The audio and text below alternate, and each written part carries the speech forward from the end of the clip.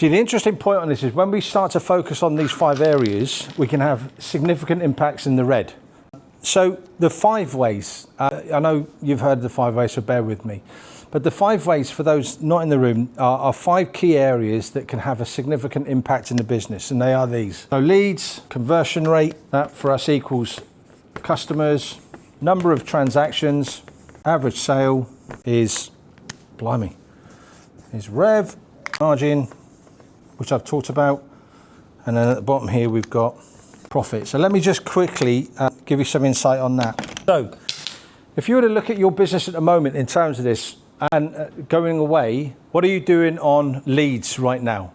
What activities are you doing to generate leads? See, the interesting point on this is when we start to focus on these 5 areas, we can have significant impacts in the red.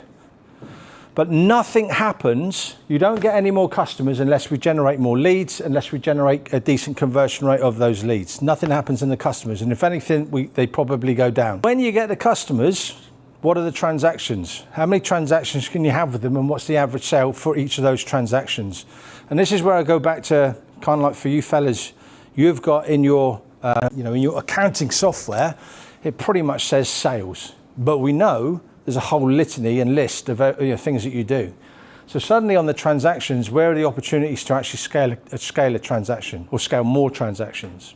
And then every time they come back and do work with you, how do we increase that average sale? When we start looking at these independently and you add a percentage to these, the marginal gains on this has significant impacts on the customers and ultimately on the revenue. And then as I mentioned earlier, having that knowledge on your margin means that we can retain more of the profit in the business. Does that make sense?